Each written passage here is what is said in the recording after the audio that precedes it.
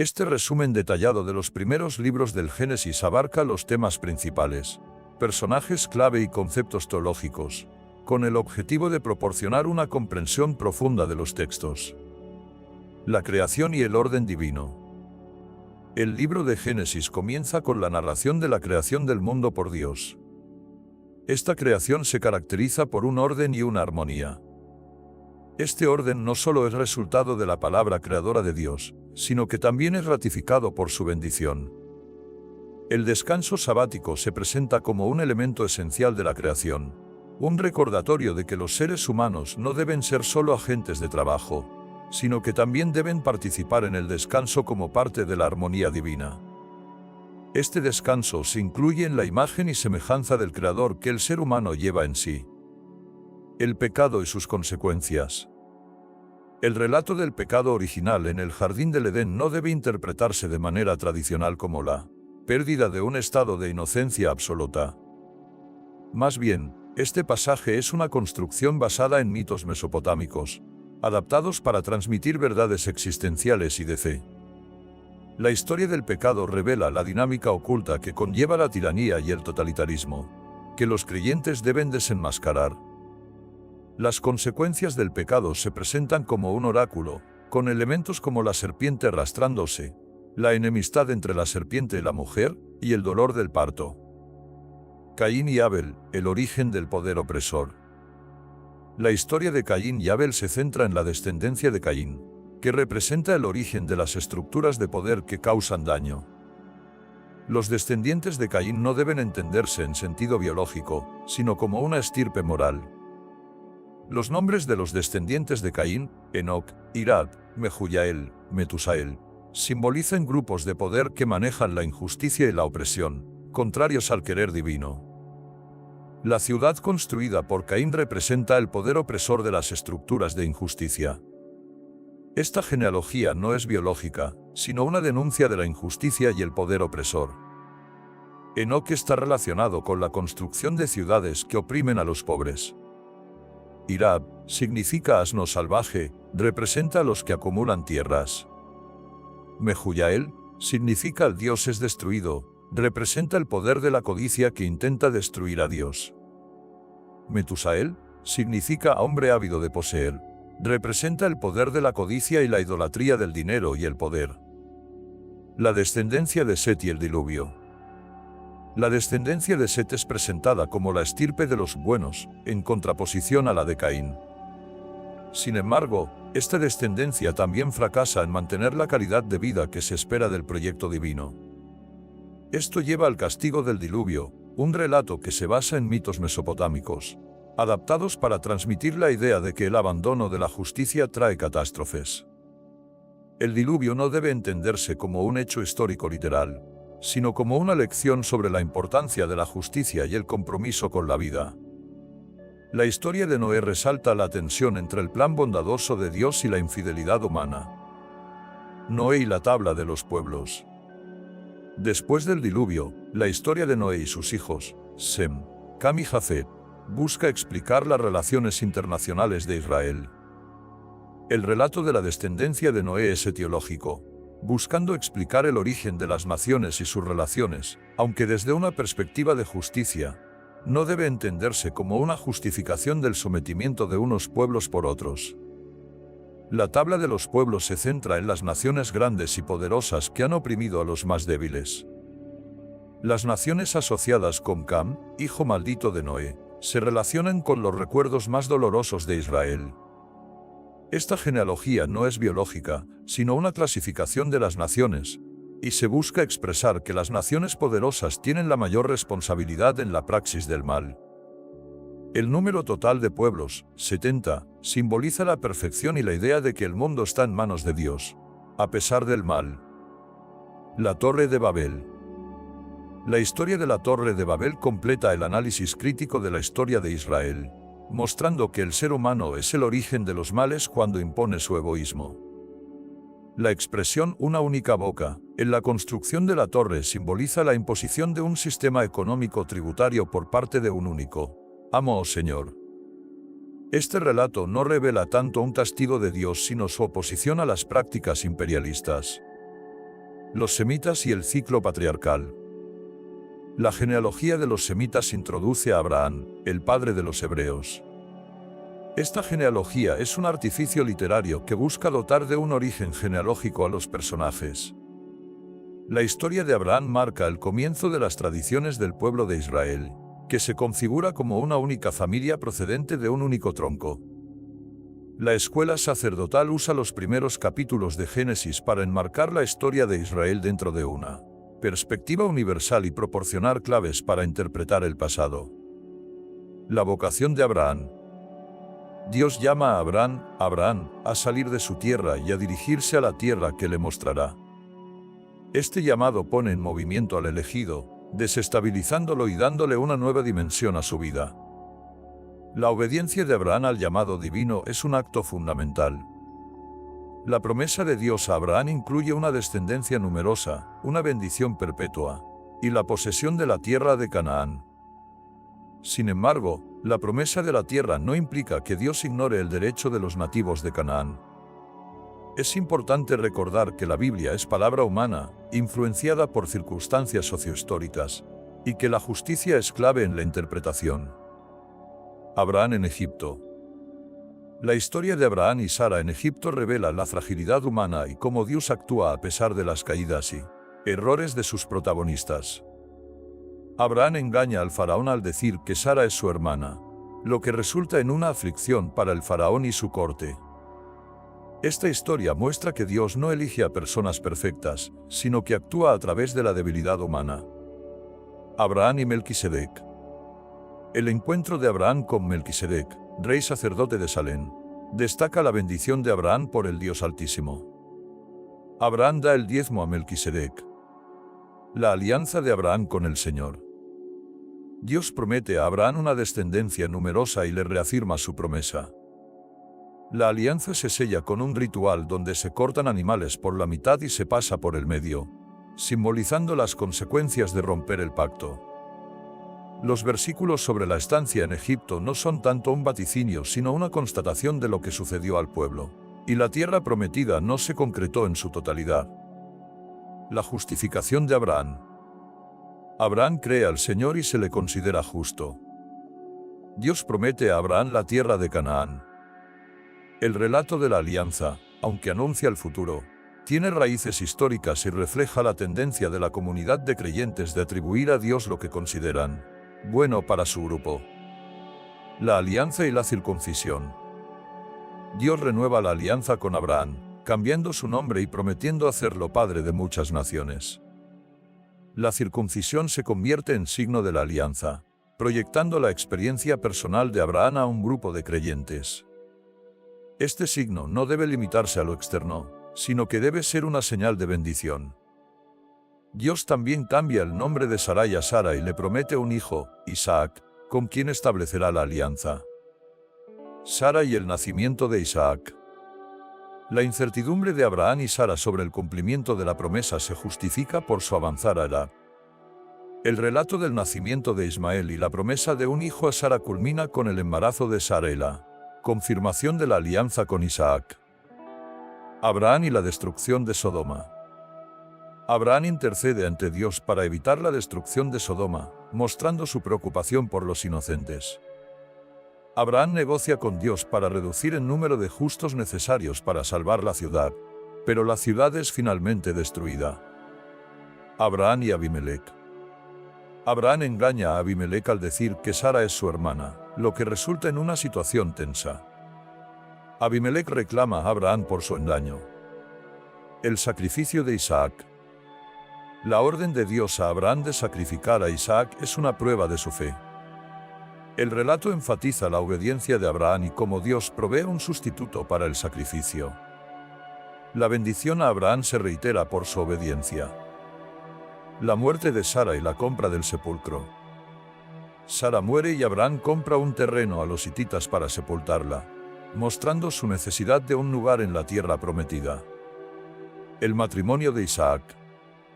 Abraham envía a su siervo a buscar esposa para Isaac, enfatizando la importancia de no mezclar la descendencia con los cananeos.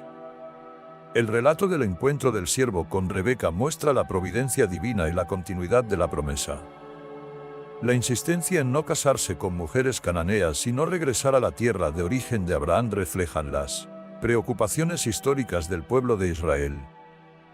La muerte de Abraham. Abraham muere y es sepultado junto a Sara. La calidad de vida de Abraham se explicita por su longevidad y la expresión, se reunió con los suyos. La muerte de Ismael se menciona de forma más breve.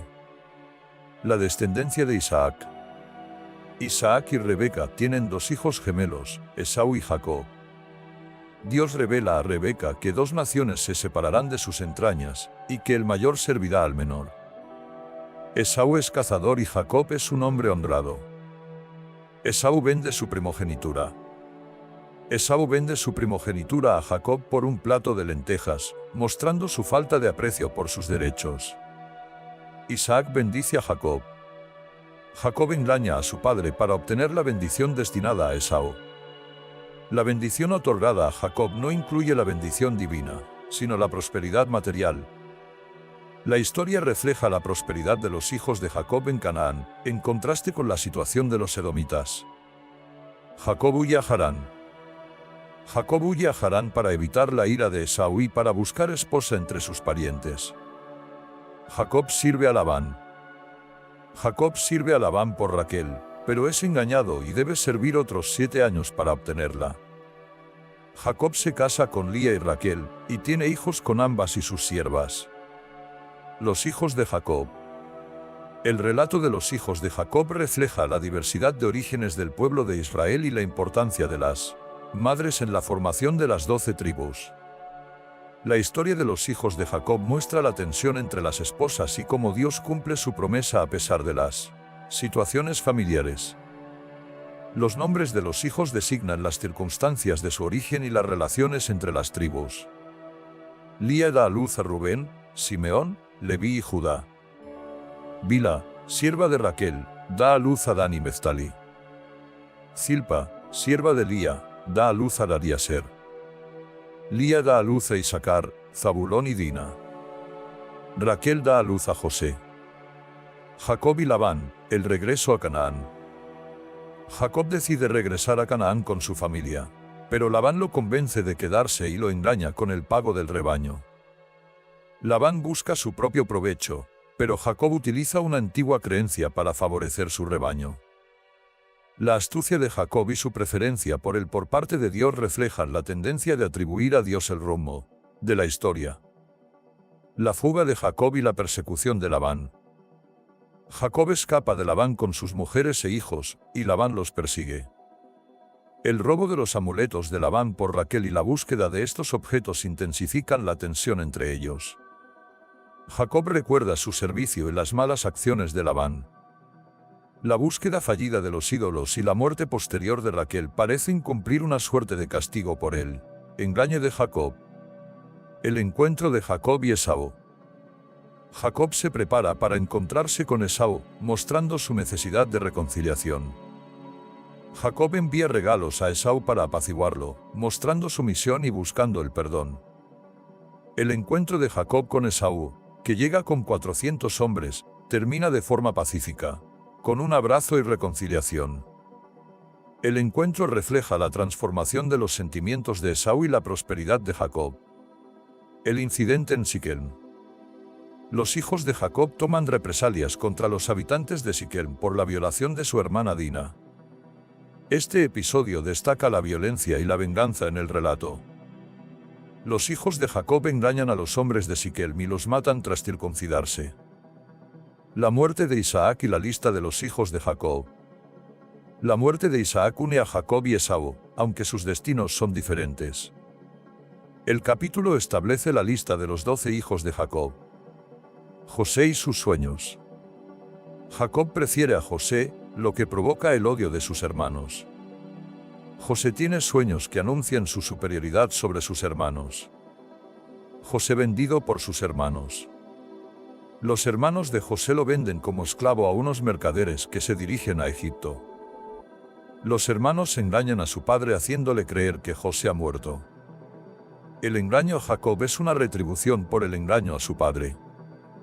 Judá y Tamar.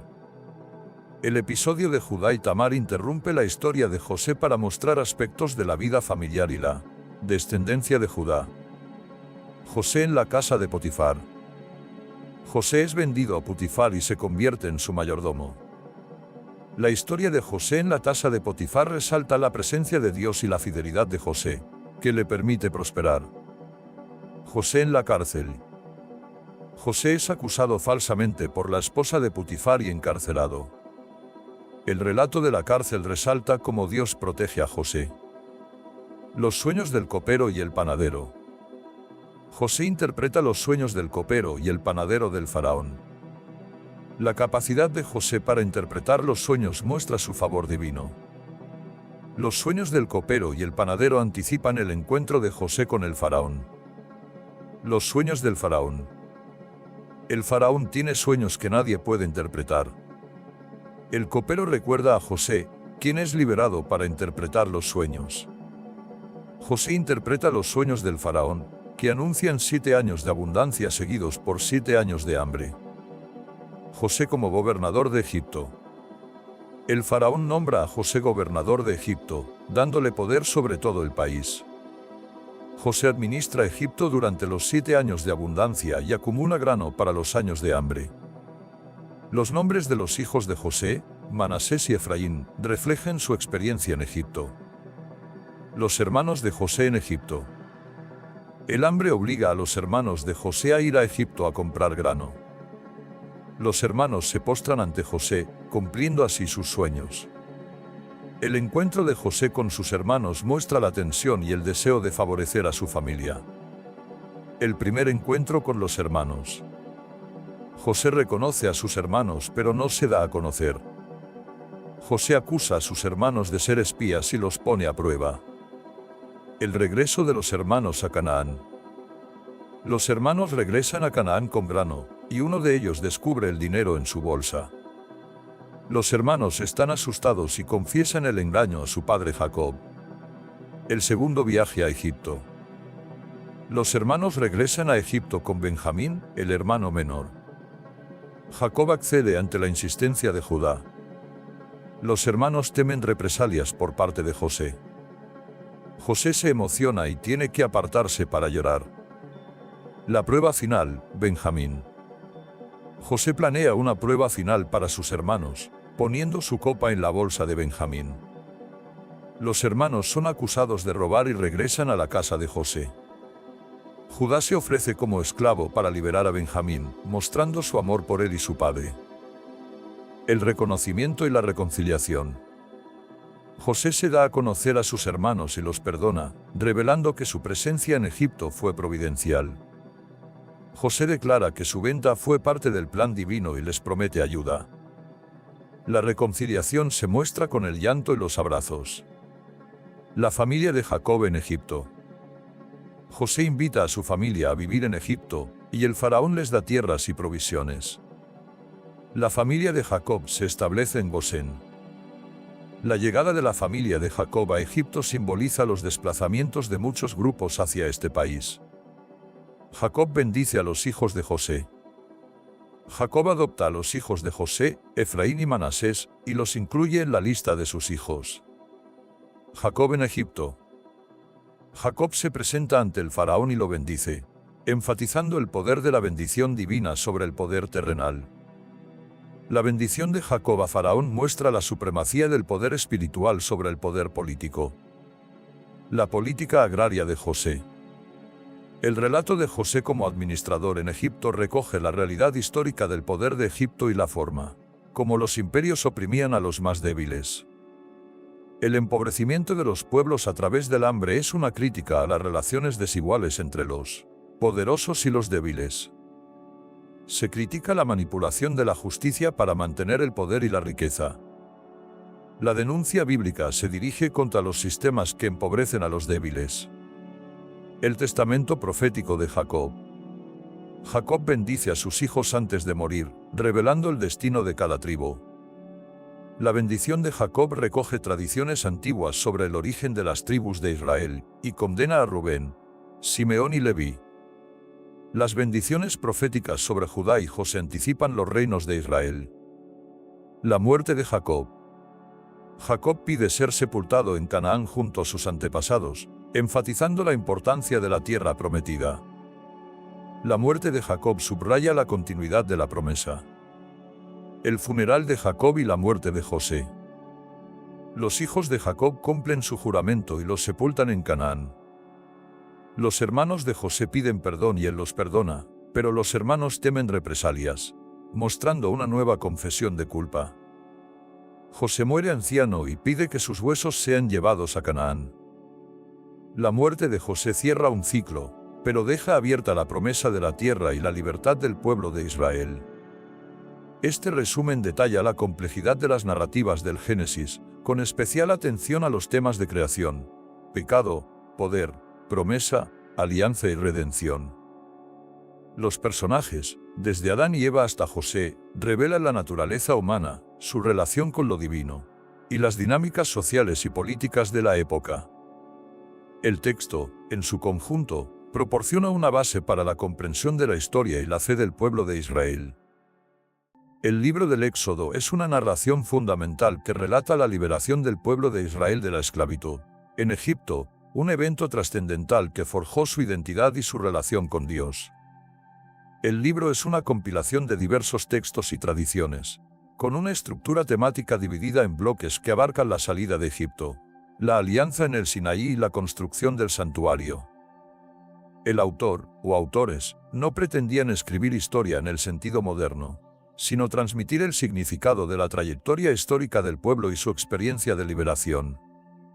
La opresión en Egipto. El libro comienza con la descripción de la situación de los israelitas en Egipto. Inicialmente, llegaron como un grupo de personas con sueños y esperanzas. Sin embargo, su creciente número y prosperidad los convirtieron en una amenaza para el poder establecido. El faraón, temeroso de su potencial, los sometió a una dura esclavitud. Para controlar su población, el faraón ordenó el infanticidio de los varones hebreos recién nacidos, arrojándolos al Nilo. Este decreto marca un antagonismo entre el proyecto de vida de Dios y el proyecto de muerte del faraón. El nacimiento y la infancia de Moisés. En medio de la opresión, nace Moisés, un niño de la tribu de Leví.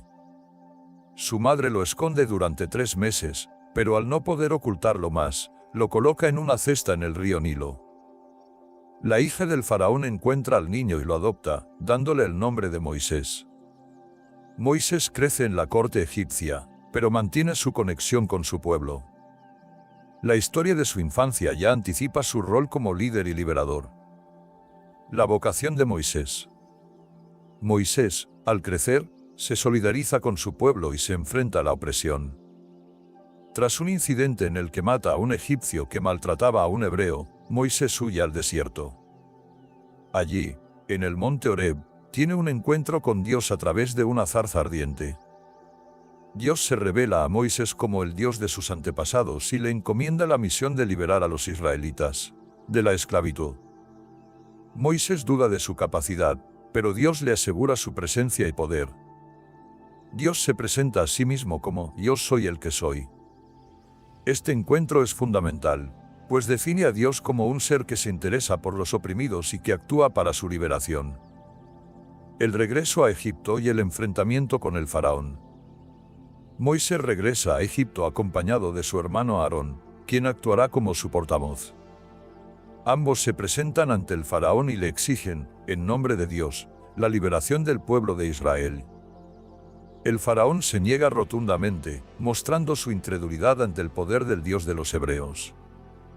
La respuesta del faraón es recrudecer la opresión sobre los israelitas, intensificando su trabajo y privándolos de paja para la fabricación de ladrillos.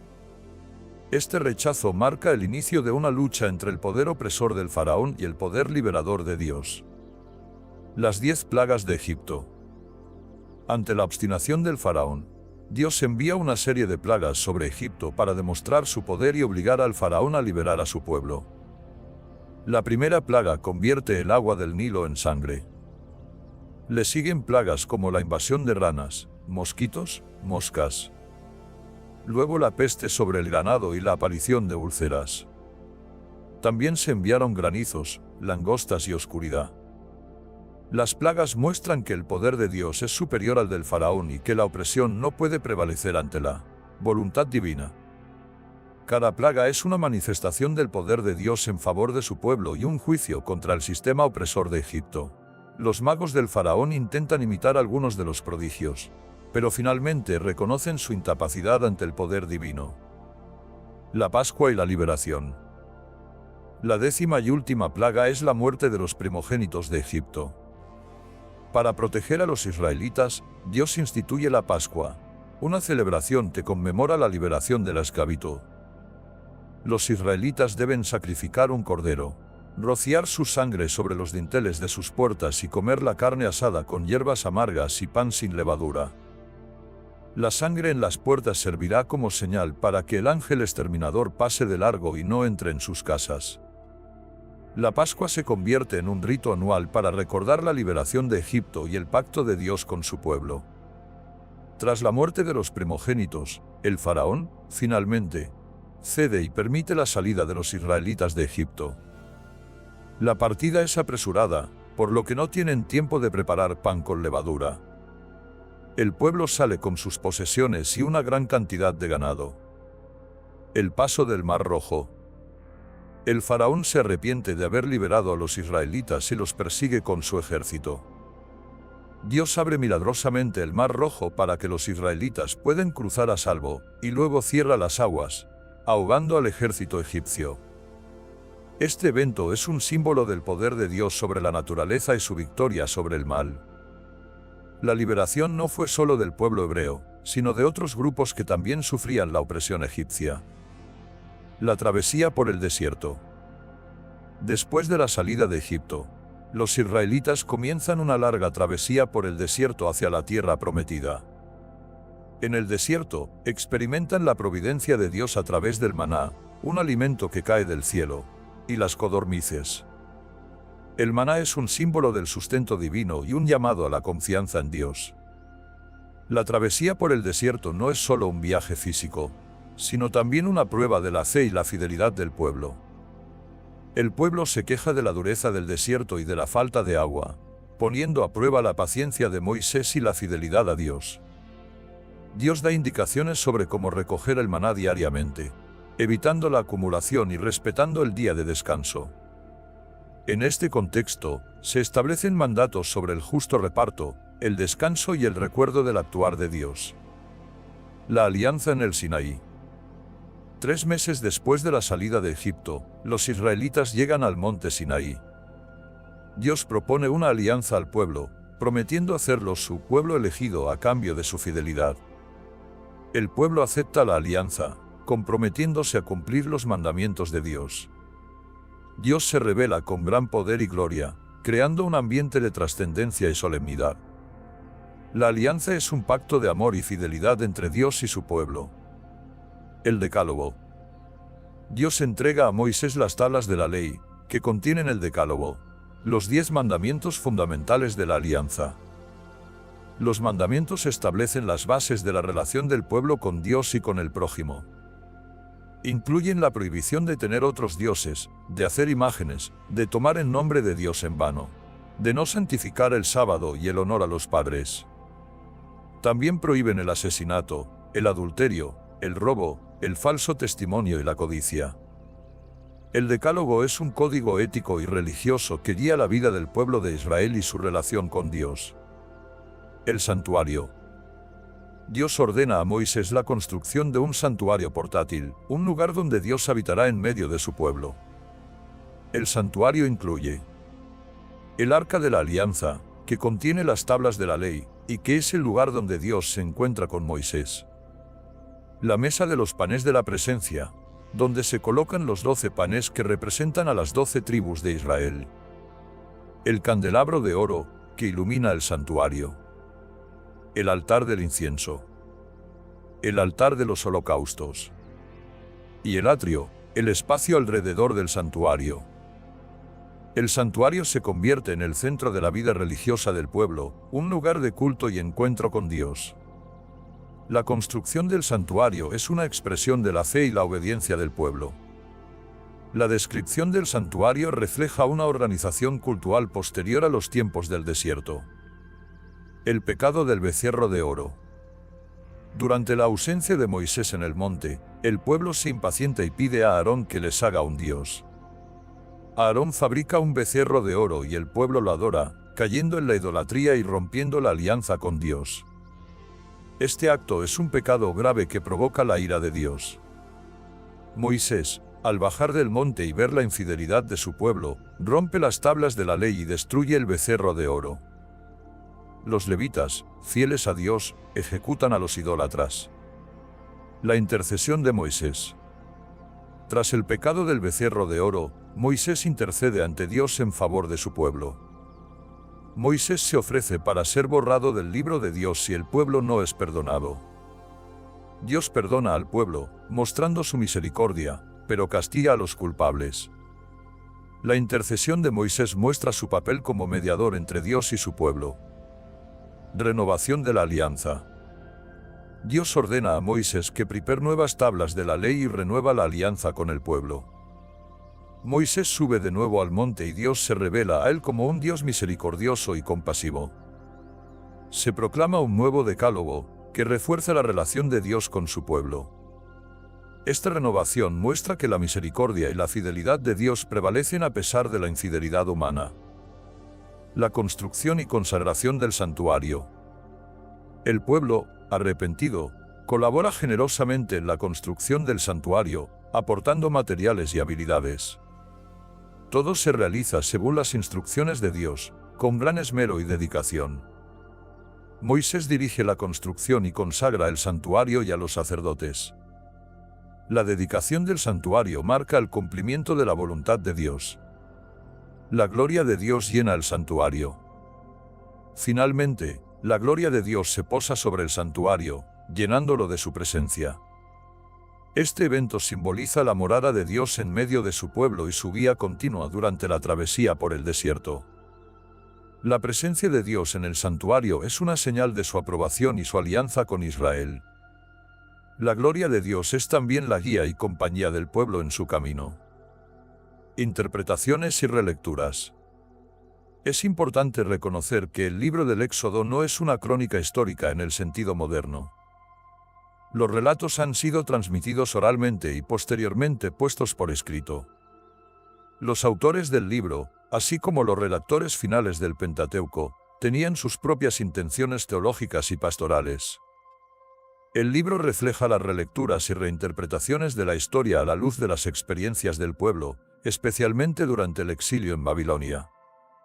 El énfasis está en la fidelidad de Dios, su poder liberador, su justicia y su misericordia.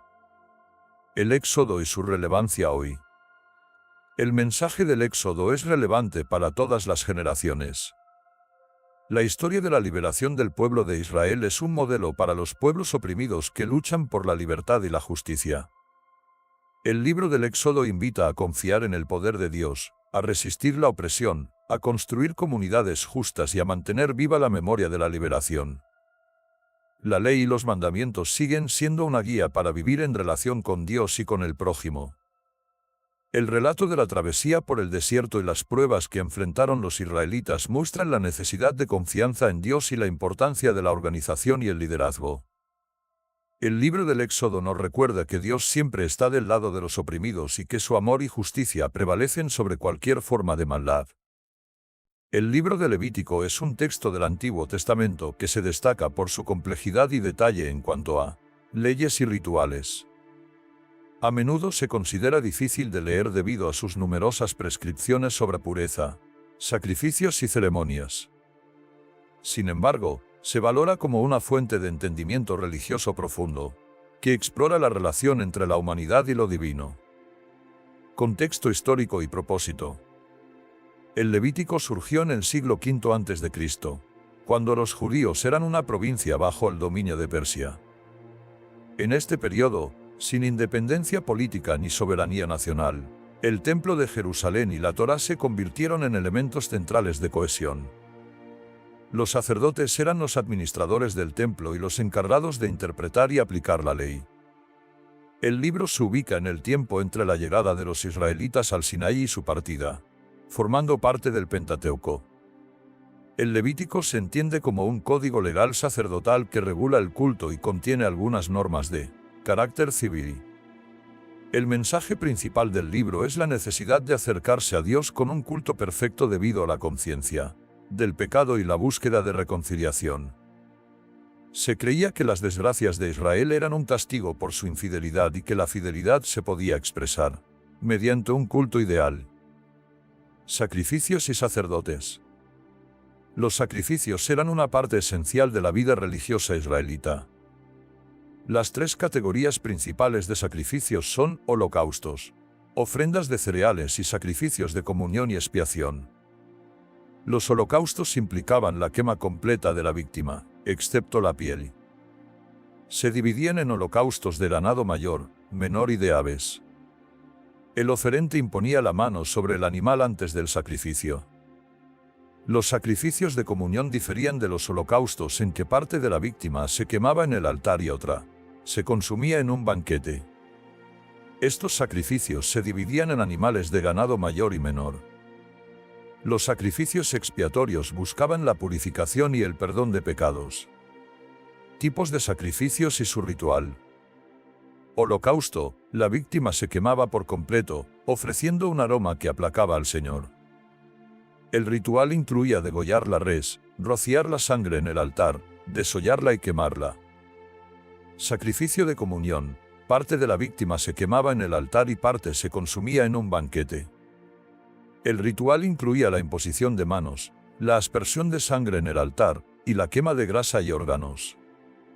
Sacrificios expiatorios: los rituales variaban según el oferente, sacerdote, comunidad, jefe, pueblo, e incluían la imposición de manos, la aspersión de sangre en el santuario y sobre el altar, y la quema de partes específicas del animal. La imposición de manos. La imposición de manos sobre la víctima se interpretaba como una forma de transferir los pecados del oferente al animal. Esta interpretación no era universal, ya que en los sacrificios de acción de gracias no había transferencia de culpa. El caso del macho cabrío en el día de la expiación es el único donde se explicita la transferencia de pecados. Ofrendas por pecado y casos de pobreza. Las ofrendas por pecado variaban según el estatus del pecador. Los sumos sacerdotes, toda la comunidad, los jefes y los individuos tenían diferentes rituales y ofrendas.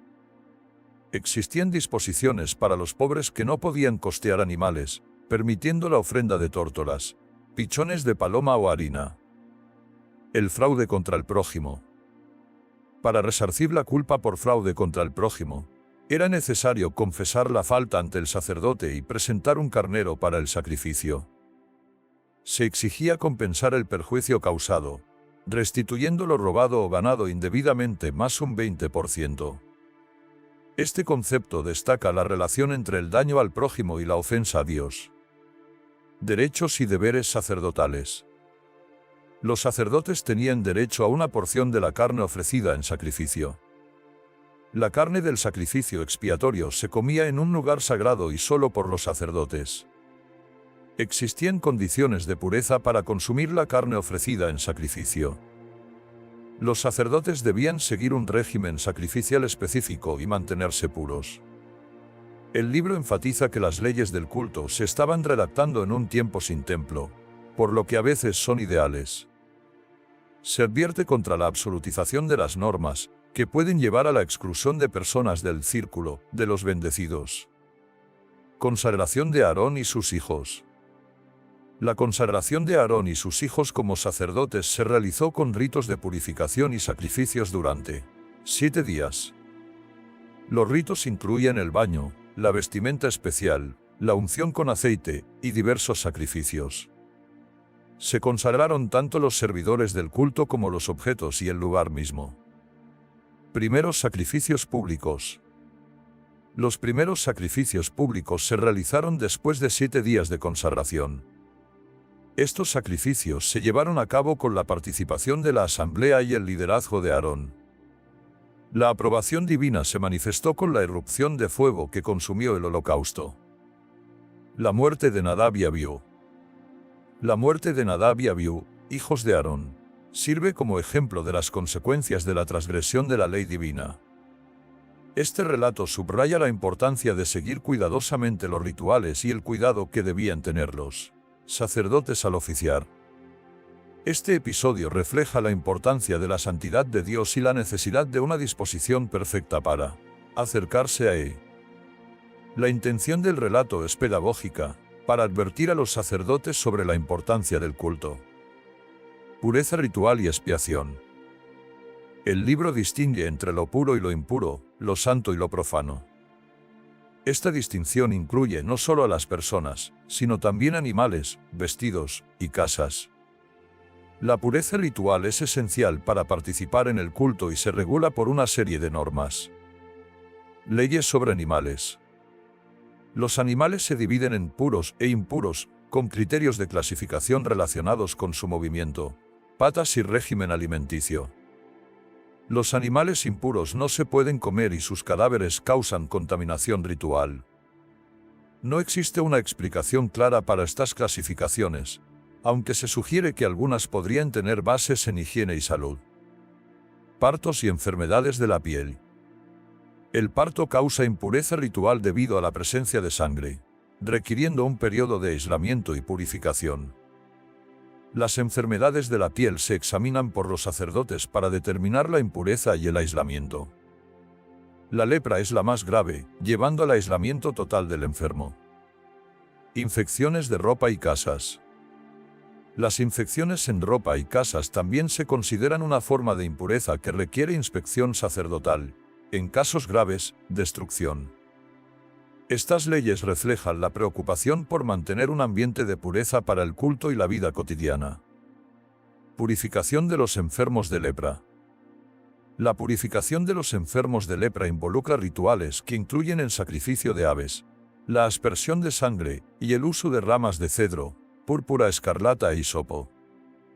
Los sacerdotes tienen la función de examinar, declarar puro o impuro y realizar los ritos de purificación. Emisiones corporales y hemorragias. Las emisiones corporales como la eyaculación y las hemorragias causan impureza ritual que requiere purificación. En el caso de la mujer con hemorragias, se requieren periodos de aislamiento y sacrificios de purificación. Día de la expiación. El día de la expiación es un ritual central en el Levítico, donde se busca la purificación del santuario y del pueblo. El ritual incluye sacrificios de animales, la aspersión de sangre en el santuario y el envío de un macho cabrío al desierto cargado con los pecados del pueblo. Este día se realiza una vez al año y el pueblo debía hacer penitencia. El Código de Santidad, Caps. 17 a 26. El Código de Santidad es una sección autónoma dentro del Levítico que enfatiza la santidad como atributo esencial de Dios. Este código abarca diversos temas, incluyendo sangre de animales, relaciones sexuales, ética, cultos prohibidos y tiempos sagrados. Se destaca la importancia de que Israel sea un pueblo santo, separado de las prácticas de otras naciones. Las leyes de este código tienen como propósito guiar a Israel hacia la santidad y el acercamiento a Dios. Prohibiciones sobre la sangre y los sacrificios. Se prohíbe comer sangre, ya que se considera que en ella reside la vida. Se exige que los sacrificios sean llevados al templo, para evitar ofrendas a otros dioses. Relaciones sexuales prohibidas. El libro establece prohibiciones estrictas sobre ciertas relaciones sexuales, consideradas como abominaciones. Estas prohibiciones se basan en la idea de mantener un orden y una armonía que reflejen la santidad de Dios. Leyes sobre la justicia y el amor al prójimo. Se prohíbe robar, defraudar, engañar, jurar en falso y explotar al prójimo. El libro incluye el mandamiento de amarás a tu prójimo como a ti mismo. Sanciones por incumplimiento de las leyes. El libro establece castigos para aquellos que violan las leyes, incluyendo la pena de muerte y la exclusión de la comunidad. Las sanciones subrayan la seriedad con que se tomaba el cumplimiento de las leyes. Santidad sacerdotal. Los sacerdotes deben mantener una santidad aún mayor que el resto del pueblo. Se les prohíbe contaminarse con cadáveres, excepto de familiares cercanos, tener defectos físicos y casarse con ciertas mujeres. Condiciones de las víctimas sacrificiales. Las víctimas sacrificiales deben ser sin defecto y perfectas. Se establecen normas sobre la edad y el tratamiento de los animales. Festividades del Señor. Se establecen las festividades del Señor, incluyendo la Pascua, la fiesta de los panes ácimos, la fiesta de las semanas, el Año Nuevo, el día de la expiación y la fiesta de las chozas. Estas festividades tienen el propósito de separar el tiempo para consagrarlo al Señor. El cuidado del templo. Se dan instrucciones sobre el cuidado del templo, incluyendo el mantenimiento de la lámpara y la preparación del pan de la proposición. Estas normas resaltan la importancia del templo como lugar de la presencia divina. El año sabático y el año jubilar. El año sabático es un año de descanso para la tierra, donde no se deben sembrar ni cosechar. El año jubilar se celebra cada 50 años y es un tiempo de liberación y restauración, donde se devuelven las propiedades y se liberan los esclavos. El año jubilar intenta corregir las desigualdades sociales y económicas. Consecuencias del año jubilar. Las leyes sobre la tierra en el año jubilar enfatizan que la tierra pertenece a Dios y que los israelitas son solo huéspedes. Se busca evitar la acumulación de riqueza y la perpetuación de la pobreza. Bendiciones y maldiciones. El cumplimiento de los mandatos de Dios trae consigo bendiciones de paz, prosperidad y seguridad. El incumplimiento de los mandatos trae maldiciones de enfermedad, derrota y exilio. El libro termina con la promesa de reconciliación, recordando la fidelidad de Dios a su pacto. Tarifas del templo.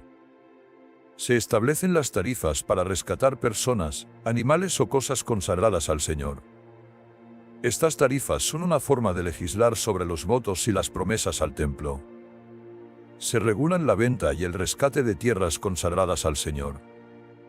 En resumen, el libro de Levítico, aunque complejo y detallado, ofrece una visión profunda de la relación entre Dios y su pueblo, subrayando la necesidad de la santidad, la justicia y el amor al prójimo como respuesta a la gracia divina. El libro abarca una amplia gama de temas, desde los rituales del culto hasta las relaciones sociales, buscando guiar a Israel hacia una vida en conformidad con la voluntad de Dios. El libro de Números, llamado así por los dos censos que contiene, es conocido en la tradición judía como en el desierto. El desierto es el escenario principal, tanto geográfico como teológico, donde se desarrollan todas las acciones.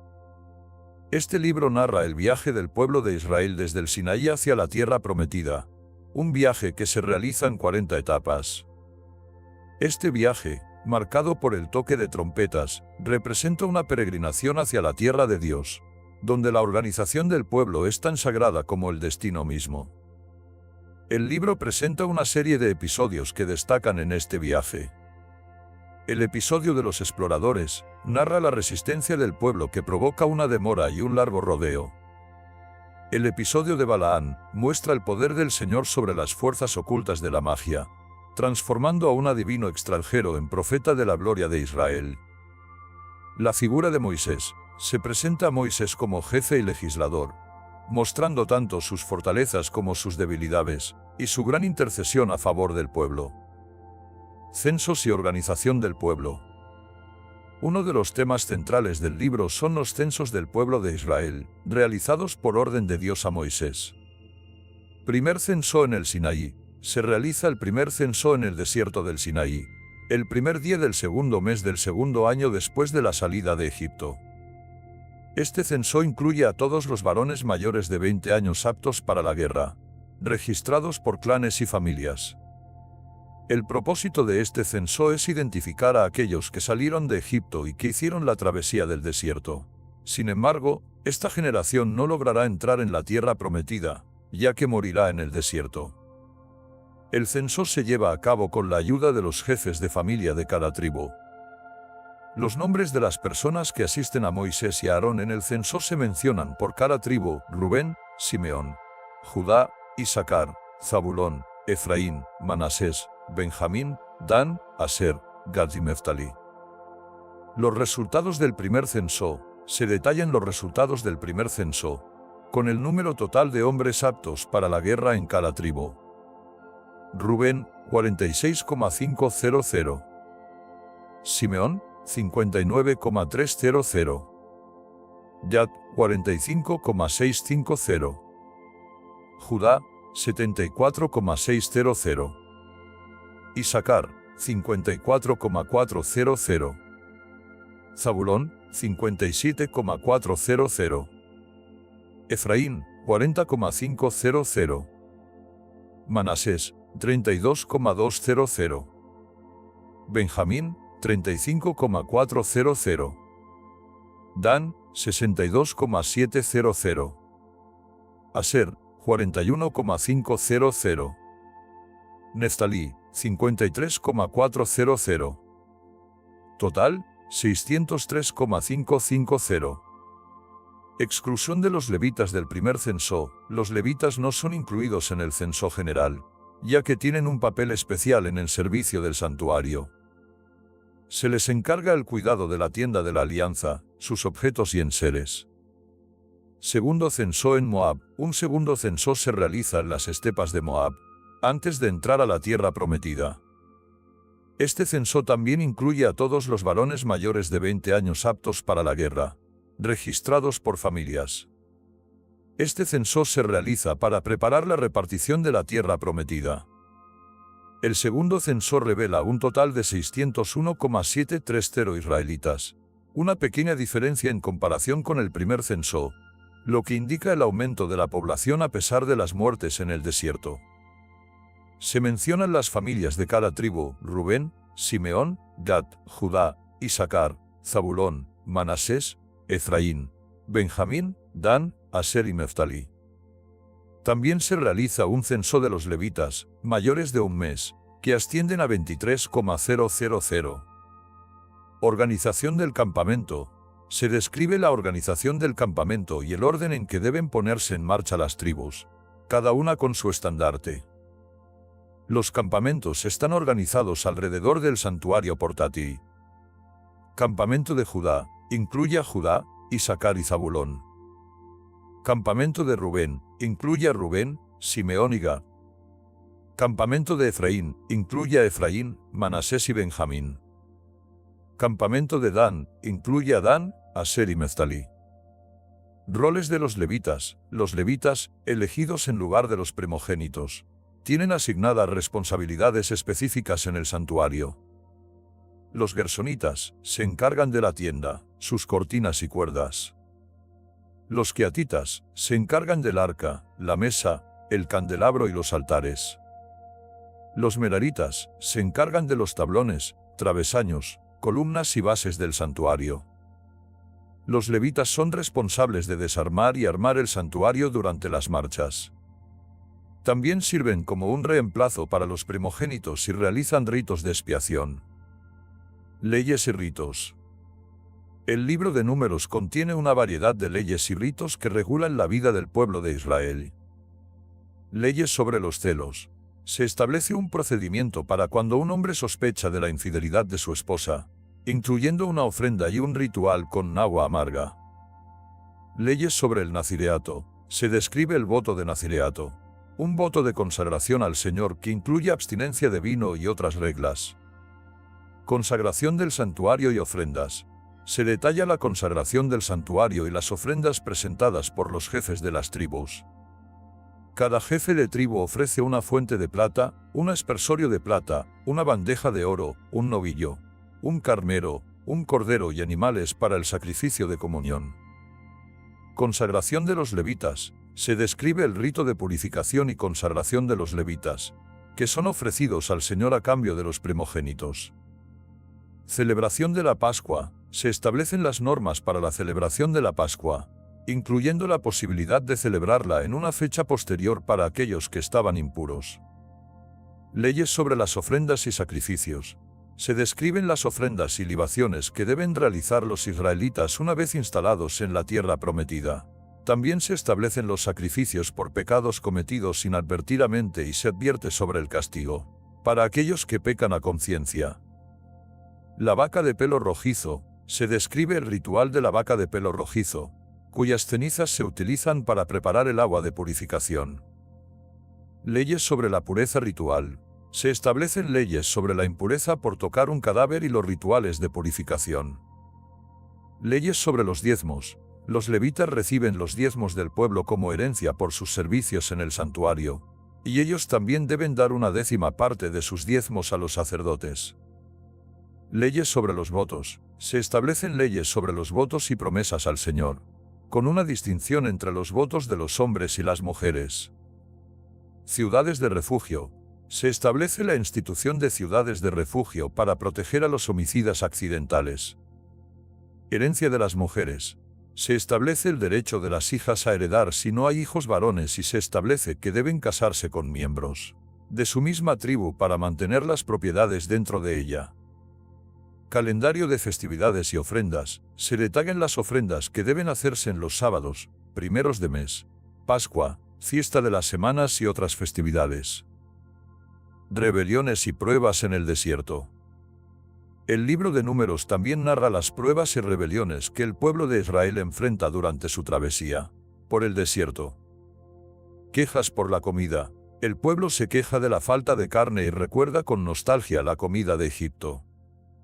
Dios responde enviando codornices, pero castiga la avaricia del pueblo con una gran mortandad. Moisés elige 70 ancianos para ayudarlo con la carga de gobernar al pueblo. Moisés elige 70 ancianos. Rebelión de María y Aarón. María y Aarón critican a Moisés por su matrimonio con una mujer cusita. Dios interviene y castiga a María con lepra. El episodio de los exploradores. Moisés envía exploradores a Canaán. El informe negativo de la mayoría de los exploradores genera miedo y desaliento en el pueblo. Rebelión contra el Señor. El pueblo se rebela ante la noticia de que no podrá entrar en la tierra prometida. Dios amenaza con destruir al pueblo, pero Moisés intercede por él. Dios perdona al pueblo, pero decreta que la generación que salió de Egipto no entrará en la tierra prometida, a excepción de Josué y Caleb. Rebelión de Coré, Datán y Abirán. Coré, Datán y Abirán se rebelan contra la autoridad de Moisés y Aarón. Dios castiga a los rebeldes con la muerte. La vara de Aarón. Para confirmar la autoridad de Aarón como sacerdote, Dios hace florecer su vara. Moisés golpea la roca. Moisés, por orden de Dios, hace brotar agua de una roca pero no honra a Dios con el acto, por lo que él y Aarón son castigados con no poder entrar a la tierra prometida.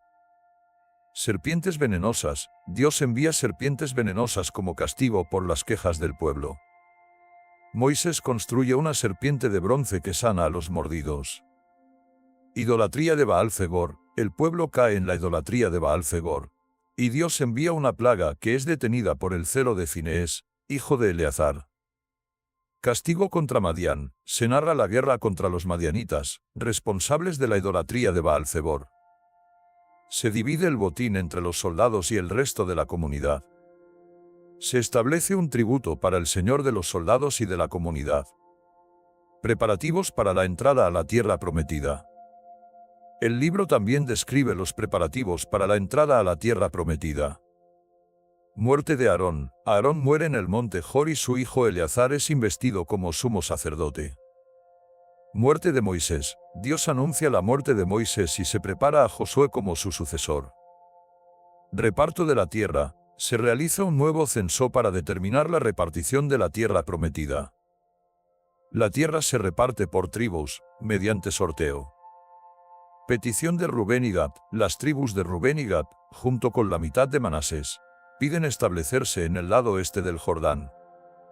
Etapas del viaje por el desierto. Se enumeran las 40 etapas del viaje por el desierto. Se recalca que ninguno de la primera generación, excepto Josué y Caleb, entró en la tierra prometida.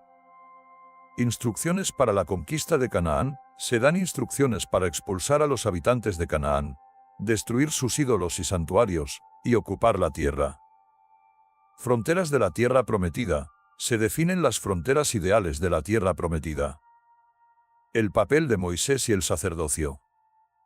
A lo largo del libro, se destaca la figura de Moisés como mediador entre Dios y el pueblo, y como líder y legislador. También se subraya la importancia del sacerdocio levítico y aronita, encargados del culto y del servicio del santuario. Se resalta la preeminencia de los sacerdotes aaronitas sobre los levitas. Los descendientes de Aarón son los únicos que pueden acercarse al santuario y oficiar el ritual de los sacrificios. El mensaje del libro de Números. El libro de Números presenta un recorrido por las pruebas y la fe del pueblo de Israel durante su travesía por el desierto.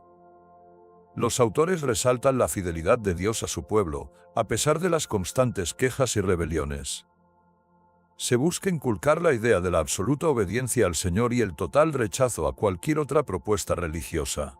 El libro también subraya la importancia de un culto perfecto y la pureza de la asamblea, reflejando la mentalidad de la escuela teológico-literaria sacerdotal.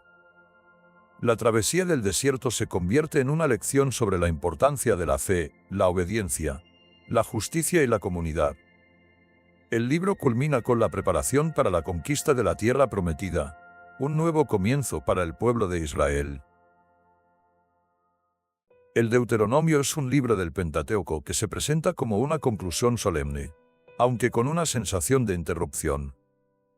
Moisés está culminando su misión liberadora y el pueblo está al final de su peregrinación por el desierto.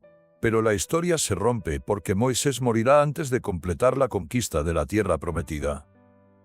Esto genera incertidumbre sobre el futuro del pueblo. El libro se caracteriza por una agitación, con tribus impacientes por comenzar la conquista y ocupación.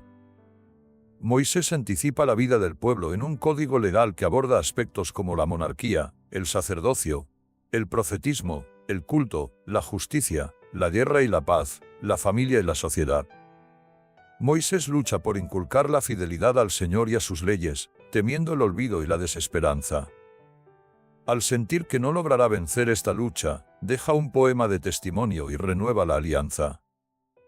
El Deuteronomio se leyó en el pasado no como el final del Pentateuco, sino como el inicio de una gran obra histórica que abarcaba el tiempo de la tierra prometida hasta el destierro. Según esta teoría, el autor de la compilación histórica introdujo los capítulos autobiográficos, 1 a 3, para ofrecer un resumen histórico con una nueva perspectiva y añadió el paso de poderes a Josué como preparación para la continuación de la historia hasta el segundo libro de los Reyes. En esta perspectiva, el Deuteronomio era un código de alianza que organizaba la vida en la tierra, previendo la lealtad e infidelidad del pueblo y justificando el castigo divino. La alianza en Moab adquiere una importancia capital, empalmando con la del Sinaí, pero asignando solo el decálogo como ley promulgada. El resto de la ley es escuchada solo por Moisés y promulgada antes de su muerte. Las instituciones y la legislación del Deuteronomio acompañan al lector como un recordatorio de lo que pudo ser, y no fue, pero que puede volver a ser si el pueblo se convierte. El libro se convierte en un punto de partida que coloca toda la historia subsiguiente bajo el signo de la libertad, responsable ante Dios. El libro también se percibe como un homenaje a la personalidad de Moisés. El Deuteronomio existía previamente, aunque no íntegro, desde 4,44 hasta el final del capítulo 28. Tiene la forma de un código legal con discursos parenéticos, bendiciones y maldiciones. Las justificaciones históricas de 4,45 y 5,6, las alusiones históricas de 6 a 11 y las indicaciones rituales del capítulo 27 le confieren la forma de un protocolo de alianza.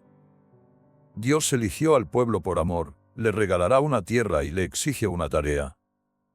Si el pueblo cumple la tarea, obtendrá beneficios y la convivencia con Dios, pero si no cumple, será castigado, aunque llamado a la conversión. La tarea no es solo cultica, sino de justicia social y amor fraterno. Primer discurso de Moisés, introducción histórica. Moisés recuerda las palabras que dijo a Israel al otro lado del Jordán. Se narra la orden de dirigirse a las montañas amorreas y al territorio cananeo. Dios promete la tierra a sus padres y a su descendencia. Moisés reconoce que no puede encargarse solo del pueblo y pide que se elijan jueces. Estos jueces deben ser hábiles, prudentes y expertos. Moisés nombra jefes de 1000, de 100, de 50 y de 10, además de escribas para las tribus. Los jueces deben escuchar y resolver según justicia los pleitos entre hermanos y emigrantes, sin ser parciales ni dejarse intimidar. Si una causa es demasiado ardua, deben remitirla a Moisés. Los redactores ponen en boca de Moisés una síntesis histórica que recuerda los momentos importantes desde la salida del Oreb hasta la llegada a Moab. Se describen los confines del territorio prometido, que son ideales y que Israel solo logró en tiempos de David. Moisés alude al momento en que decide organizar al pueblo con jueces que lo ayuden. Las funciones de los jueces se explicitan con mayor claridad que en Éxodo y Números. Esto se debe a que el discurso se basa en las experiencias vividas en la tierra prometida. Los redactores utilizan el recurso de poner al auditorio, que ya tiene más de 5 siglos de historia, a escuchar del mismo Moisés el camino que el pueblo debía haber tomado. El recurso al pasado permite a Israel, dividido entre los desterrados a Babilonia y los que no, soñar con la reconstitución del pueblo. Los deuteronomistas fundamentan la reconstrucción en la escucha y obediencia a la palabra de Dios y la práctica de la justicia. La corriente sacerdotal, en cambio, busca la santidad basada en el culto perfecto. Moisés recuerda el envío de espías a territorio cananeo. El pueblo se rebela contra la orden del Señor y se niega a subir a la tierra prometida, mostrando desconfianza y murmurando contra Dios. La reacción de Dios es negar a esa generación el ingreso a la tierra prometida, afectando también a Moisés. La derrota sufrida por el pueblo es un signo del fracaso cuando no se escucha obedientemente al Señor. Israel derrota a Ag, rey de Basán. Dios entrega a Ag y su ejército, así como su territorio, a Israel. Se conquistan 60 ciudades, además de muchos pueblos de campesinos. Se consagra al exterminio a todos los vecinos, incluyendo mujeres y niños, reservando como botín el ganado y despojos. Se conquistan los territorios de 2 reyes amorreos al otro lado del Jordán. Estas conquistas sirven como paradigma para el resto de la conquista. Moisés da instrucciones a Josué de no temer a los reinos que va a encontrar, porque el Señor luchará por ellos. Moisés expresa su deseo de pasar al otro lado del Jordán para ver la tierra prometida, pero no le es concedido. Exhortaciones de Moisés. Moisés insta a Israel a escuchar los mandatos y decretos para vivir y tomar posesión de la tierra. Se les pide no añadir ni suprimir nada a los mandatos del Señor. Se recuerda lo que el Señor hizo en Baal-Zebor, exterminando a los que se fueron con el ídolo. Se les enseña los mandatos para que los cumplan en la tierra donde van a entrar. La sabiduría y prudencia del pueblo ante los demás pueblos se basará en el cumplimiento de los mandatos. Se destaca la cercanía de Dios y la justicia de sus mandatos y decretos. Se advierte al pueblo que debe guardar en su memoria los sucesos que vieron sus ojos y contárselos a sus hijos y nietos. Se recuerda el día en que estuvieron ante el Señor en el monte Oreb, donde el Señor les habló desde el fuego y les comunicó la alianza y los 10 mandamientos. Dios grabó los mandamientos en 2 tablas de piedra. Moisés recibe el mandato de enseñar los decretos y mandatos que deben cumplir en la tierra prometida. Dios se irritó con Moisés y le juró que no cruzaría el Jordán ni entraría en la tierra prometida. Moisés morirá en esta tierra, mientras que el pueblo sí cruzará el Jordán y tomará posesión de la tierra. Se advierte al pueblo que no olvide la alianza con el Señor, ni que se hagan ídolos. Se describe a Dios como fuego voraz y Dios celoso. Se advierte al pueblo que si se pervierten haciendo ídolos, desaparecerán de la tierra y serán dispersados por las naciones. Se les recuerda que desde allí buscarán al Señor y lo encontrarán si lo buscan de todo corazón. Se les asegura que Dios es compasivo y no los abandonará. Se les recuerda que Dios les hizo ver todas estas cosas para que sepan que el Señor es Dios y no hay otro fuera de Él. Dios les habló desde el cielo y les mostró su fuego, sacándolos de Egipto con gran poder. El Señor desposeerá a pueblos más grandes y poderosos para darles la tierra en herencia. Se les insta a reconocer que el Señor es Dios arriba en el cielo y abajo en la tierra, y que no hay otro. Deben guardar los mandatos para que les vaya bien a ellos y a sus hijos y prolonguen su vida en la tierra. Moisés separa 3 ciudades al este del Jordán para que sirvan de refugio a quienes hayan matado a otros sin querer. Segundo discurso de Moisés, Decálogo y Parénesis. Este discurso, junto con una primera conclusión del libro, se ubica en la época del rey Ezequías. La caída del Reino del Norte y el pasado reciente del Reino del Sur incentivaron una revisión de la historia del pueblo. Esta tarea fue realizada por la corriente deuteronomista. Los deuteronomistas eran refugiados del Reino del Norte, que se habían refugiado en Jerusalén. El debilitamiento del imperio asirio creó una coyuntura política ventajosa para Ezequías. Se revive el sueño de reconquistar los territorios de David. Los capítulos 5 a 11 se leen a la luz de estos antecedentes, con los siguientes ejes fundamentales: la teología de la corona o teología davídica, la figura de Moisés como máxima autoridad de la tradición del Éxodo y el nombre de Dios como autor y promulgador de la ley. La figura de Moisés es utilizada por la corriente deuteronomista como mediador y garante de la ley. Estos capítulos son la sustentación religiosa del proyecto de reforma político-religiosa de Ezequías. Se convoca al pueblo a renovar la alianza con el Señor. Se promulga la ley a los israelitas, recordando las normas y decretos propuestos por Moisés al salir de Egipto.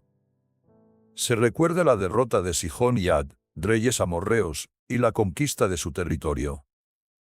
Se menciona la estepa al este del Jordán, desde Aroer hasta el monte Sirión y el Mar Muerto. Los 10 mandamientos se actualizan como un compromiso con las normas del Señor, una ley hecha con los que están vivos en ese momento. Se renueva la alianza con Dios, haciéndola actual. Se inicia con la autorrevelación de Dios como «Yo soy el Señor, tu Dios», destacando su identidad personal y su relación con el pueblo, recordando su liberación de Egipto. La respuesta del pueblo a este Dios liberador se fija en el Decálogo. El segundo mandamiento se refiere al uso del nombre de Dios, que no debe ser usado de manera abusiva, sino en reverencia. Los demás mandamientos giran en torno al ideal ético y moral del pueblo. El tercer mandamiento tiene un sentido de justicia social con uno mismo, con los demás y hasta con los animales de trabajo. La motivación del descanso sabático es la esclavitud en Egipto, un obstáculo para la realización de las personas y la comunidad. Los mandamientos son la base para construir una sociedad donde se respeta y se defiende la vida. Se enumeran los mandamientos: no matar, no cometer adulterio, no robar, no dar falso testimonio y no codiciar. Los mandamientos fueron pronunciados con voz potente desde el fuego y los nubarrones, grabados en 2 tablas de piedra y entregados a Moisés. El pueblo, al escuchar la voz desde las tinieblas, teme morir devorado por el fuego. Piden a Moisés que se acerque y escuche lo que el Señor tenga que decir y que luego Él les comunique todo. Dios escucha la petición del pueblo y les dice que tienen razón. Les pide que mantengan siempre esa actitud de respeto a sus preceptos, para que les vaya bien a ellos y a sus hijos. Moisés transmite al pueblo lo que el Señor manda. Insiste en que la guarda de los preceptos y normas garantiza una larga vida en la tierra prometida. El gran mandamiento del amor a Dios involucra todos los aspectos de la vida y debe transmitirse a las nuevas generaciones. Se dan instrucciones sobre cómo actuar con las naciones que ocupaban la tierra. Se deben demoler sus altares, destruir sus piedras conmemorativas, arrancar sus postes sagrados y quemar sus imágenes. Israel es un pueblo consagrado al Señor, elegido como su propiedad. La elección de Israel no se debe a su número, sino al puro amor de Dios. Dios sacó a Israel de Egipto por mantener el juramento que había hecho a sus padres. Se debe saber que el Señor es Dios fiel y que mantiene su alianza y favor por 1000 generaciones a los que le aman y guardan sus preceptos, pero al que lo aborrece le paga en persona. Israel no debe jactarse de ser un pueblo elegido, pues el motivo de su elección es el amor de Dios y su gracia. Israel debe recordar su pasado de esclavitud y reconocer que Dios lo amó y se comprometió con él. Al don gratuito de Dios le corresponde una tarea, una responsabilidad muy grande para Israel. Se enumeran los beneficios de la obediencia, como el mantenimiento de la alianza con el pueblo y las bendiciones en salud y prolijidad. El pueblo debe devorar o exterminar a todos los pueblos que encuentren su camino, sin sentir miedo, porque el Señor hará lo mismo que hizo con Egipto. Israel debe comprometerse a no imitar a otros pueblos ni introducir sus pertenencias en sus casas. Se recuerda el camino recorrido por el desierto durante 40 años, que fue una prueba para conocer las intenciones del pueblo. Se les alimentó con el maná para enseñarles que el hombre no vive solo de pan, sino de lo que sale de la boca de Dios. Se les recuerda que la ropa no se gastó ni los pies se hincharon durante esos 40 años, para que reconozcan que el Señor los educó como un padre a su hijo. Se les exhorta a guardar los preceptos del Señor, seguir sus caminos y respetarlo. Se les advierte de no olvidar al Señor en la abundancia, recordando cómo los sacó de Egipto y los alimentó en el desierto. No deben pensar que su fuerza o poder les ha dado los logros. Se enfatiza que la dimensión espiritual del ser humano también necesita ser cultivada y cuidada. Todo lo que enriquece el espíritu humano es importante y es una tarea concreta y específica. Se recuerda que no se debe decir que la tierra se conquistó por la justicia de Israel, sino por la injusticia de otros pueblos y para mantener la promesa a los padres. Se enfatiza que la tierra no se da por la justicia de Israel, ya que es un pueblo terco. Se aclara que Dios es uno solo y que no hay otro fuera de él. Dios se revela como el Dios de los pobres y marginados, y en Jesús como Padre-Madre. Se llama a la conversión y a hacerse pobre como paso para construir el reino del Padre. Se recuerda las rebeliones de Israel desde que salieron de Egipto, como la fabricación del ternero de oro. Se menciona la intercesión de Moisés y el amor misericordioso del Señor, que los ha dejado con vida. Se recuerda que en el Horeb, el pueblo demostró un primer rechazo cuando fabricaron un becerro de oro para adorarlo, suplantando al Dios que los había liberado. También hicieron esto en Taberá, Masá, Cuibro Tatabá y Cades Barne. El recuerdo de las rebeliones sirve para hacer ver al pueblo que su comportamiento desobediente no solo se dio en el desierto, sino también en la tierra prometida. Se les llama a renovar la alianza. Moisés estuvo 40 días y 40 noches postrado ante el Señor, porque éste pensaba destruirlos. Moisés intercede por el pueblo, recordando la promesa hecha a Abraham, Isaac y Jacob. Dios entrega a Moisés las tablas de piedra con los mandamientos y le ordena que las deposite en el arca. La restauración de las tablas da pie a Moisés para recordar al pueblo cuáles son las exigencias del Señor, honrarlo y solo a Él, seguir solo su camino, amarlo de todo corazón, servirle solo a Él y observar fielmente sus mandatos. Se exhorta a Israel a que circuncide su corazón y ablande su cerviz. Se le recuerda que Dios es justo e imparcial, y que se ocupa de los más pobres. Por tanto, Israel tiene que aprender a amar y abrir la mano a los pobres. Se mencionan las hazañas y prodigios del Señor realizados contra Egipto. Se les recuerda que esos signos y prodigios fueron vistos por todo Israel. La acción salvífica de Dios permanece y continuará en la tierra que les dará, pero deben ser fieles y guardar sus mandatos. Se les insta a decidir a qué proyecto quieren servir, al proyecto de la vida o al proyecto de la muerte. Segundo discurso de Moisés, cuerpo legal. El Código Deuteronómico reúne leyes de épocas y redactores distintos. Se menciona que el libro de la ley encontrado en el templo en tiempos de Josías podría estar reflejado en él. Serán los mandatos y decretos que deben poner en práctica mientras vivan en la tierra que el Señor les dará.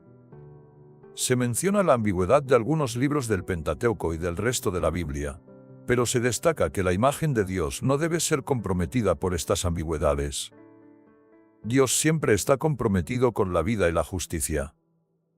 Se regulan todos los aspectos de la centralización del culto, el consumo de carne de los sacrificios y los frutos de la tierra ofrecidos en el santuario. Se resalta la exigencia de comer la carne en familia y de no olvidar a los levitas. Se debe compartir con los levitas porque han perdido su empleo en los santuarios locales. No se debe comer sangre, porque la sangre es la vida. Lo que se haya consagrado o prometido por voto debe llevarse al lugar que escoja el Señor. Se dan instrucciones sobre los holocaustos y los sacrificios de comunión.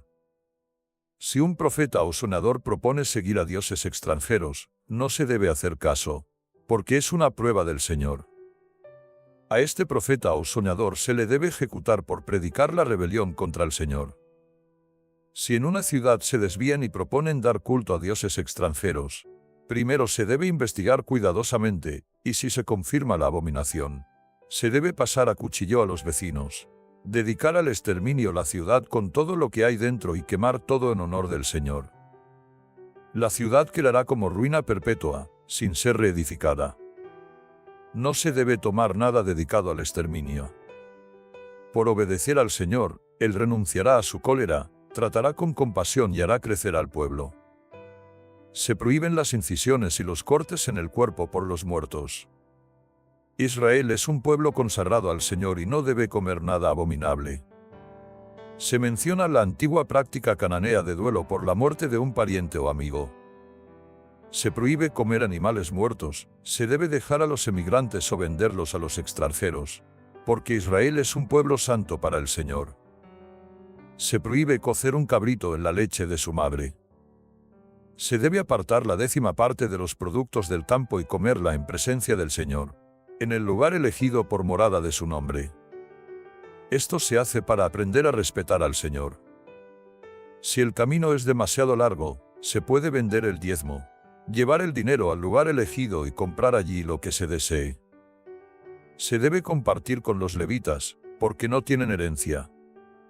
Cada 3 años se debe apartar la 10ª parte de la cosecha para los levitas, los emigrantes, los huérfanos y las viudas. El compromiso con los más pobres no debe ser por retribución, sino por conciencia para construir una sociedad justa. Hoy no se trata tanto de separar para dar a los que no tienen, sino de luchar para que todos tengan las mismas oportunidades de tener lo necesario para sobrevivir dignamente. Cada 7 años se debe hacer la remisión de las deudas. Se debe condonar la deuda del préstamo hecho al prójimo y no apremiarlo. Se puede apremiar al extranjero, pero al hermano se le debe condonar la deuda. Se dice que no habrá pobres entre los suyos, si obedecen al Señor. La ley busca nivelar cada 7 años a toda la comunidad para que no haya pobres permanentes. Sin embargo, se reconoce que siempre habrá pobres. Si un hermano hebreo o hebrea se vende como esclavo, servirá 6 años y al 7º se le dejará ir en libertad. No se le debe despedir con las manos vacías, se le debe dar ganado, trigo y vino. Si el esclavo dice que no quiere irse porque se ha encarinado con su amo, se le perforará la oreja contra la puerta y será esclavo para siempre. No debe ser duro dejarlo ir libre, porque su trabajo equivale al salario de un jornalero. Se debe consagrar al Señor todo primogénito macho del ganado. No se debe trabajar con el primogénito de las vacas ni esquilar el primogénito de las ovejas. Se lo comerá cada año con la familia en presencia del Señor. Si el animal tiene un defecto, no se debe sacrificar al Señor, pero se puede comer. La sangre no se comerá, se derramará en tierra. Se reconoce la propiedad absoluta de Dios sobre todo lo que existe. No hay justificación para acaparar los bienes de la creación ni dejar a otros sin nada. Se debe respetar el mes de abril, celebrando la Pascua del Señor.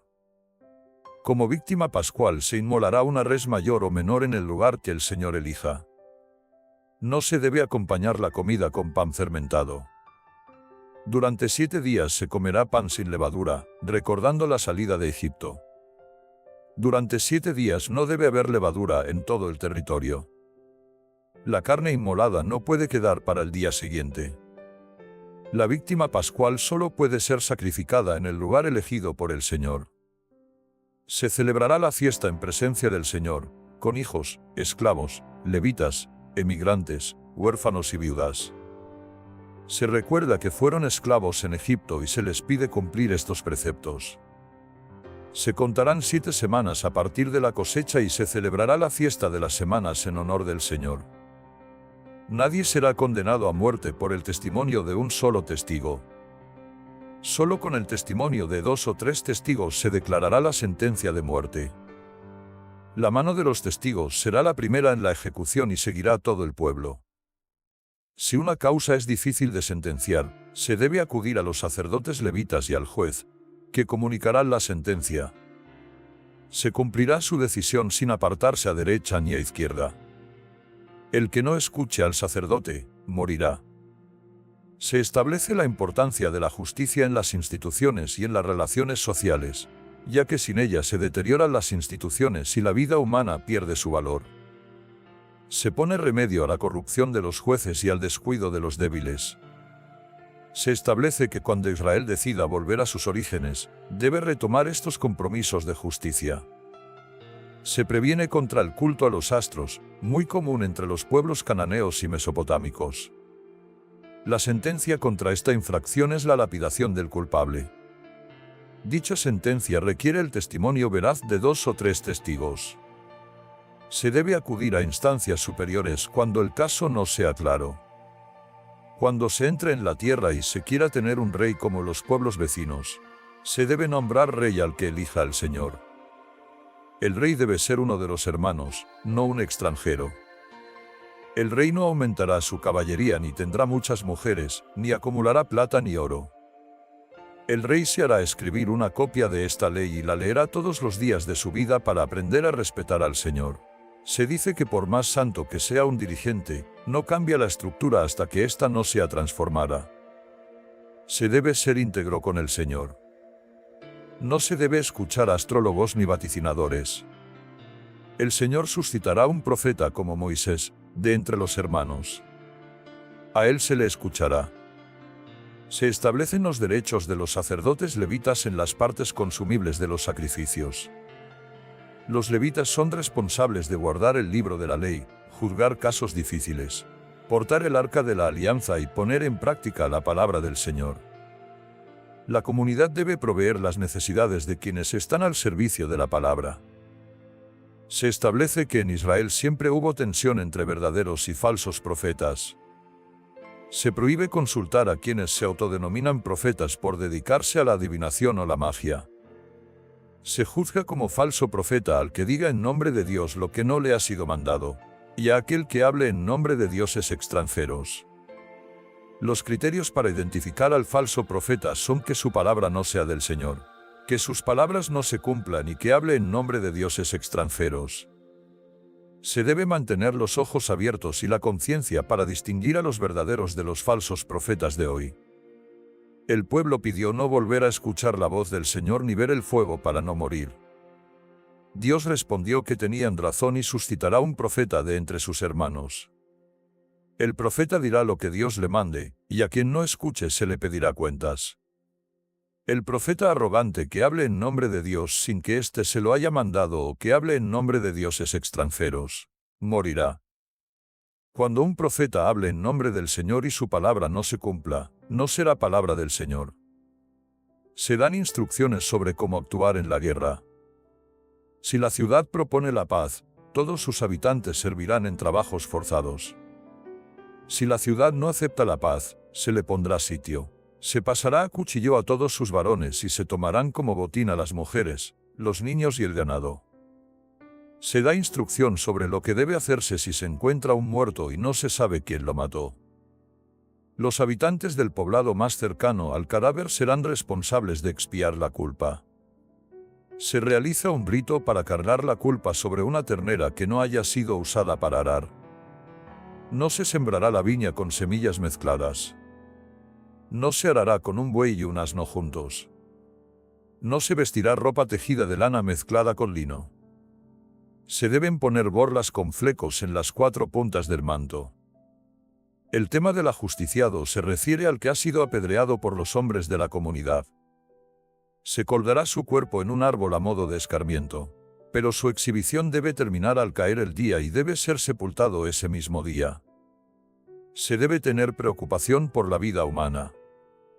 Se busca mantener el equilibrio entre las personas, los animales, el medio ambiente y las demás cosas. Cada persona debe vivir y actuar como lo que es, cada animal y vegetal cumplir la función que le corresponde.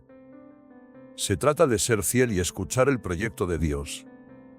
Se detalla qué se debe hacer si un hombre se casa con una mujer y luego la aborrece, calumniándola y difamándola por no ser virgen.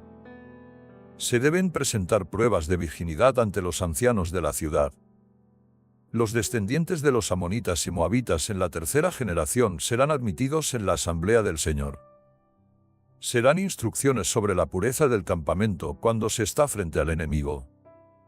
El que quede impuro por un derrame durante el sueño, debe salir del campamento y no volver hasta el atardecer. Se debe tener un lugar fuera del campamento para las necesidades. Se debe llevar una estaca para hacer un hoyo y tapar los excrementos. El campamento debe ser santo para que el Señor no vea nada vergonzoso. La santidad del lugar y del pueblo son importantes porque Dios anda por el campamento para darles la victoria. No se deben cargar intereses a los hermanos, pero sí a los extraños. Si se ofrece un voto al Señor, no se debe demorar su cumplimiento. Si se abstiene de hacer votos, no peca. Pero lo que se ha prometido se debe cumplir. Si se entra en la viña del prójimo, se puede comer hasta hartarse, pero no se debe meter nada en la canasta. Si se pasa por los sembradíos del prójimo, se puede recoger espigas con la mano, pero no se debe usar la hoz. Si un hombre se casa con una mujer y no le gusta, se le debe dar el acta de divorcio y se le puede echar de la casa. Si se vuelve a casar con otro y el segundo marido la aborrece o muere, el primer marido no podrá volver a casarse con ella. Si se olvida una lavilla en el campo, no se debe volver a recogerla, se debe dejar para el emigrante, el huérfano y la viuda. Cuando se sacudan los olivos, no se repasen las ramas, se deben dejar para el emigrante, el huérfano y la viuda. Cuando se recojan los racimos de la viña, no se rebusquen, deben dejarse para el emigrante, el huérfano y la viuda. Se recuerda que fueron esclavos en Egipto, por eso deben cumplir esta ley. Si dos hombres tienen un pleito, deben ir a juicio. Si el culpable merece una paliza, se le darán hasta 40 azotes, no más. No se le debe poner bozal al buey que trilla. Si dos hermanos viven juntos y uno muere sin hijos, la viuda se casará con su cuñado para darle descendencia y continuar el nombre del hermano muerto. Si el cuñado se niega, la cuñada lo denunciará a los ancianos y se le quitará una sandalia. Le escupirá en la cara y se le llamará la casa del sin sandalias. Se recuerda lo que hicieron los amalecitas en el camino, atacando por la espalda a los rezarados. Se debe borrar la memoria de los amalecitas. Se deben tomar las primicias de los frutos de la tierra y llevarlos al lugar que el Señor haya elegido. El sacerdote presentará las primicias ante el altar del Señor, y se recitará que el padre era un arameo errante y que Dios los sacó de Egipto. Se hará fiesta con los levitas y los emigrantes por los bienes recibidos del Señor.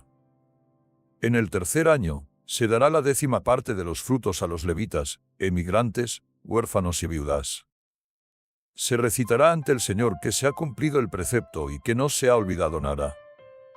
Se pedirá a Dios que bendiga a su pueblo y a la tierra. Hoy el Señor manda que se cumplan todos los mandatos y decretos con todo el corazón y toda el alma.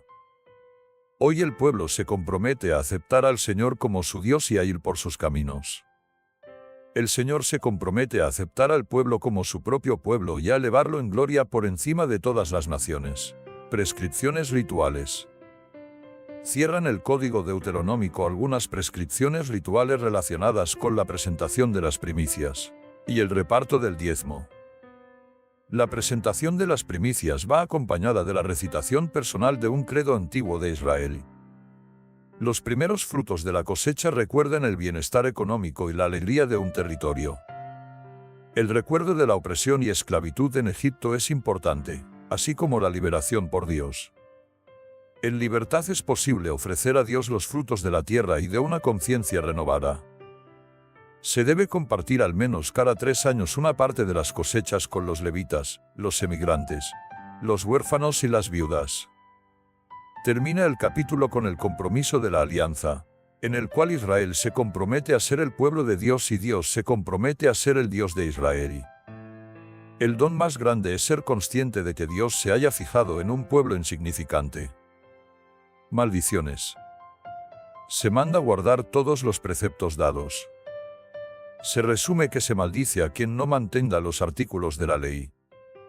Se menciona que Jesús liberó de esa maldición a quienes escuchan la buena noticia de la libertad. Si se escucha la voz del Señor, vendrán bendiciones, si no, maldiciones. Los enemigos vendrán por un camino, pero huirán por 7. El Señor enviará bendición en los graneros y en todas las empresas. El Señor los nombrará pueblos santos si guardan sus preceptos. Todos los pueblos de la tierra verán que el nombre del Señor se ha invocado sobre ellos y los temerán. El Señor enriquecerá el fruto de su vientre, de su ganado y de su suelo. Se asume que caminar en contra del proyecto de vida que Dios propone trae como consecuencia la deshumanización y la pérdida del sentido de la vida. Se exhorta a analizar las situaciones a la luz del compromiso cristiano de vivir según el querer de Dios, manifestado en Jesús.